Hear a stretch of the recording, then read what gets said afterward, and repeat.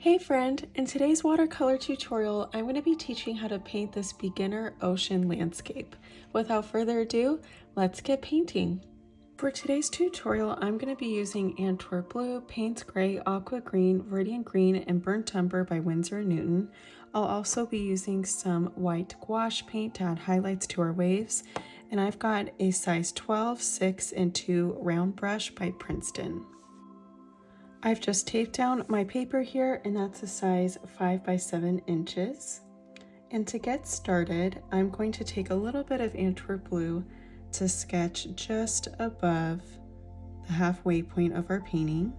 And I'm just going to do a straight line all the way across. And then from here, I'm going to switch gears to my larger size 12 brush, and I'm going to do a wash of water from this sketch line all the way down.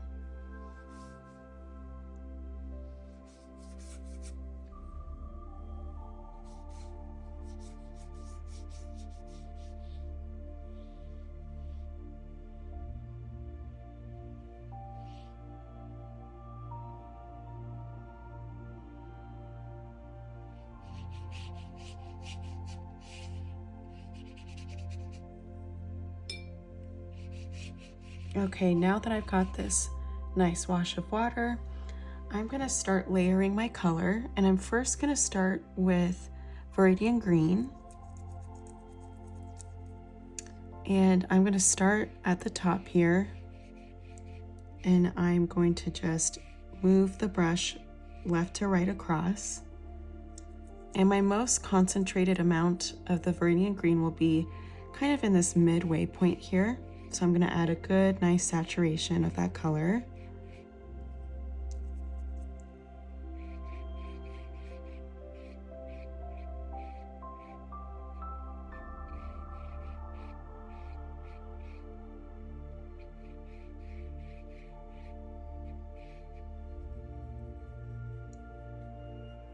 And then from here, I'm just going to add some plain clean water just down below and near that transition of where the Viridian Green meets the blank page here.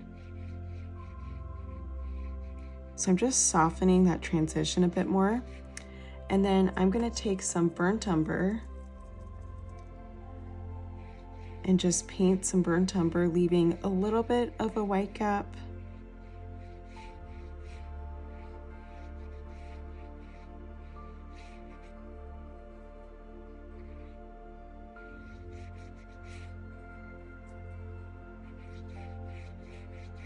I'm just doing a really nice pale loose wash of the Burnt Umber.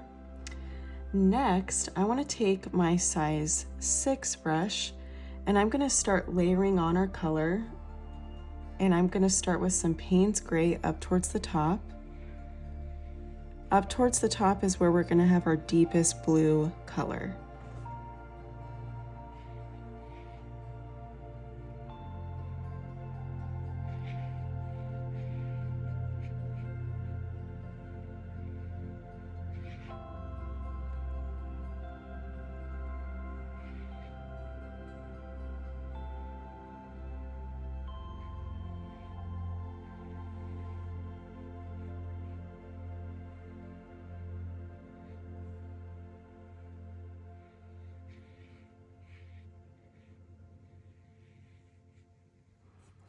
Then from here, I'm going to take some Aqua Green, and I'm going to just layer it a bit on top of the Payne's Gray and then slowly drag it down. So I'm kind of creating this subtle ombre effect between the darkest blue and then all the way to the Viridian Green.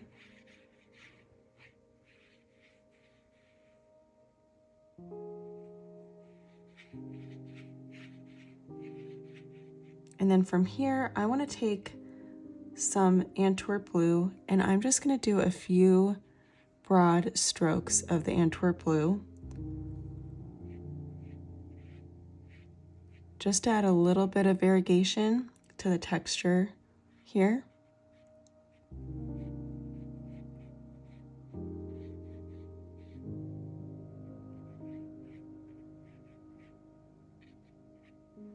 So just some really loose wet and wet strokes just to add a little bit of color variation.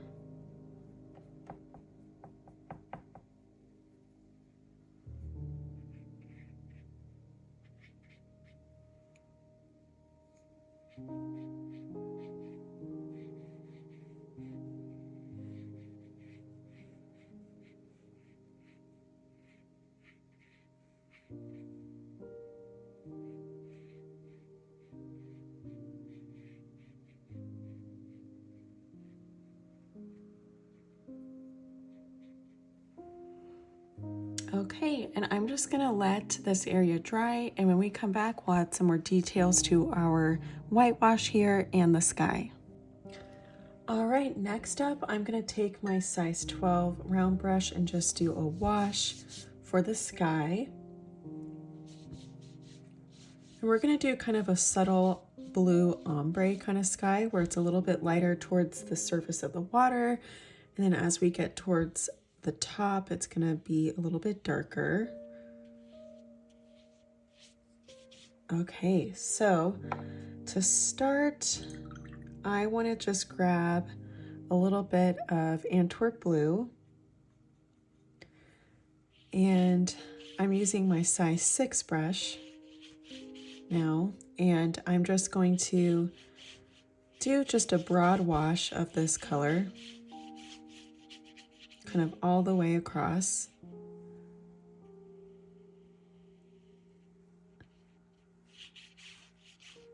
Then from here, I'm going to take a little bit more of a concentrated amount, start from the top and bring it back down.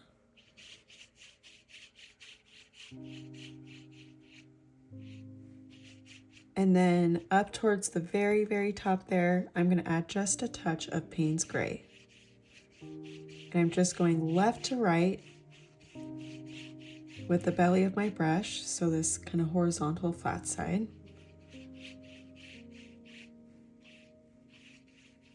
All right, and I'm just going to let that set and dry.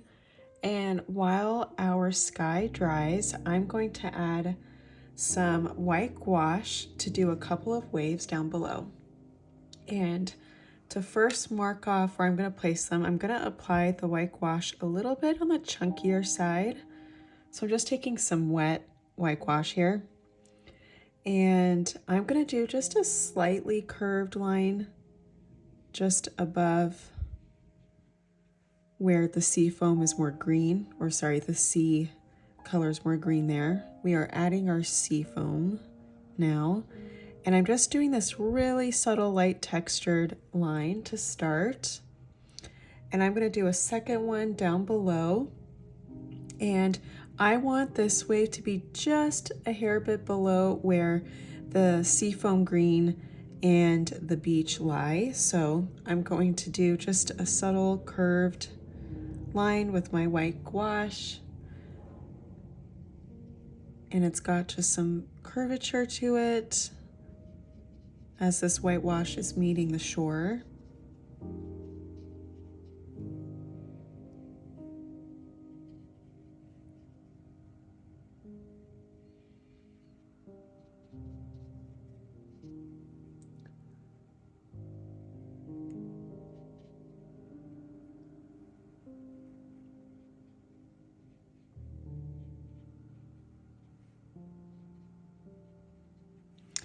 And as the white gouache is kind of drying, it lifts in color a bit. So I'm just adding a second layer just to brighten up that white, make it pop.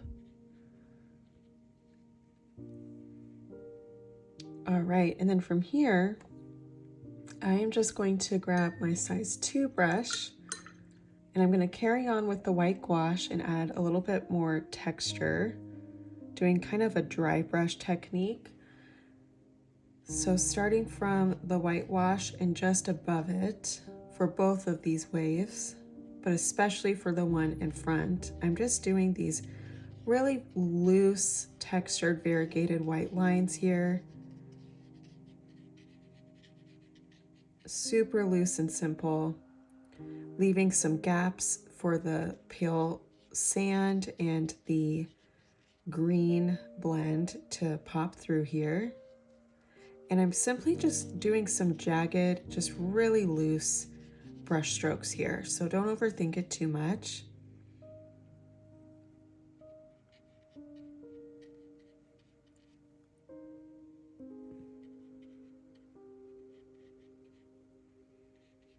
I'm going to bring some of that white up into some of that blue-green a little bit more.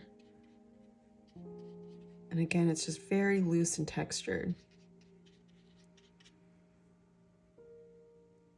So we've got this nice, beautiful, almost clear water here with the transparency of the light burnt umber popping through with the sand. This makes me want to just teleport to this place in real life.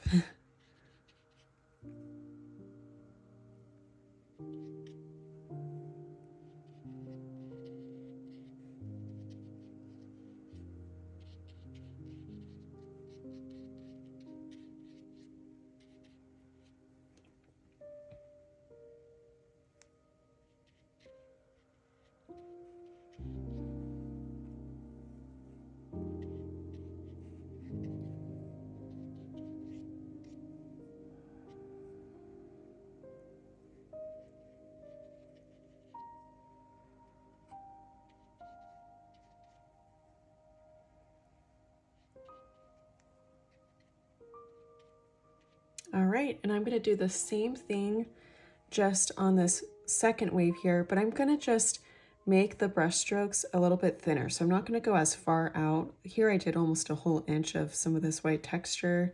Here I'm going to go about a half an inch.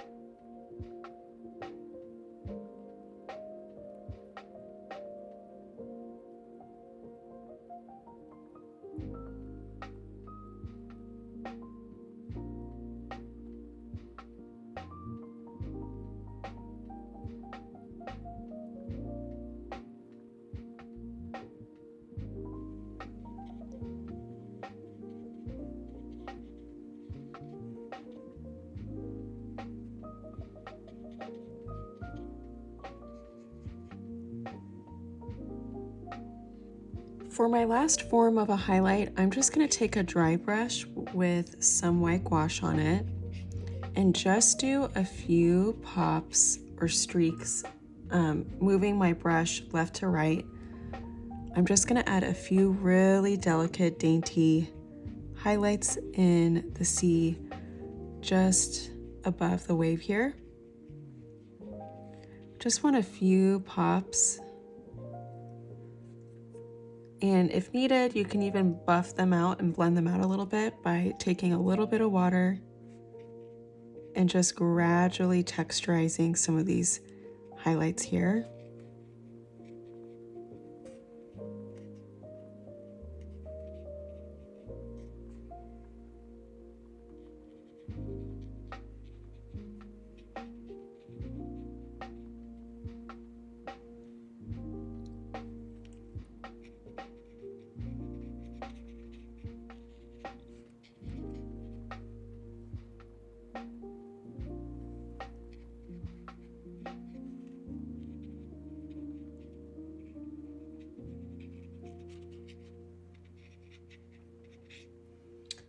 And next up, I want to grab some, let's see here, Antwerp Blue would be lovely. I want to add a little bit of detail and shadow just below my first wave here. So I'm just going to take a little bit of Antwerp Blue and I'm just going to apply it right underneath the white line of this wave, just to add some shadow here.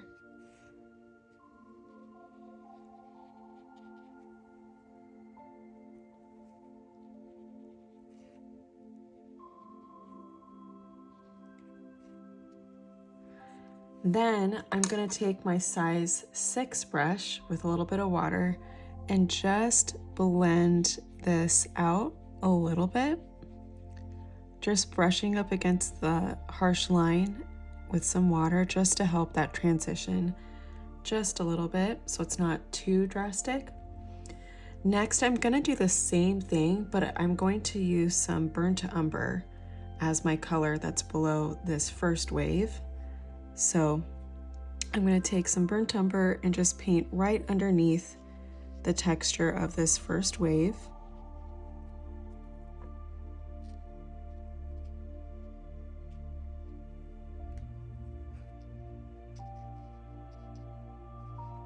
And then I'm gonna take my size 6 brush again and just take some water on it to buff out that transition really nice and smooth.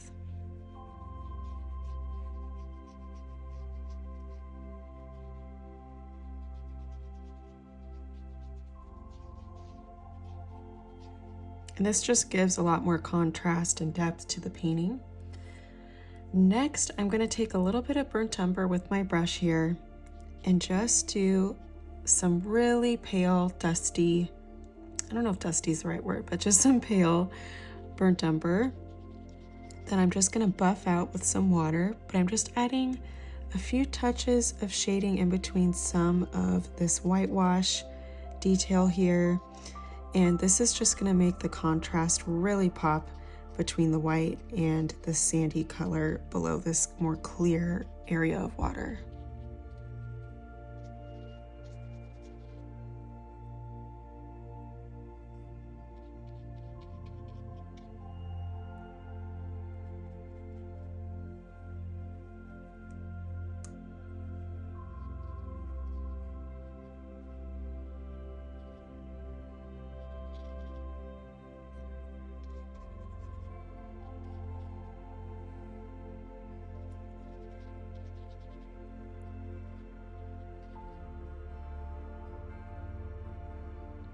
Last but not least, I am going to take just a little bit more Burnt Umber, and I'm just going to add a little bit of texture to the sand just by dry brushing, just a light wash amount of the Burnt Umber. I just want to get a little bit more variegation in this sandy area, so just having a pop of some shadows and some texture will just make it kind of come to life a bit more.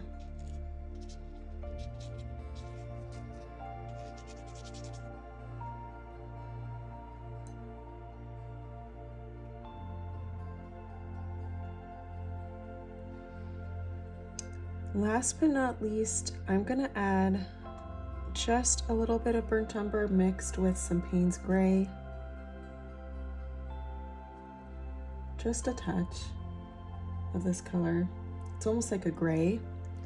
And I just wanna extend a little bit more of a shadow in this area. So it's a very pale wash of the Payne's Gray mixed with the Burnt Umber. So very light. And I added a lot of water to it, so that way it's not a dark color. And this is just adding another pop of detail and shadow.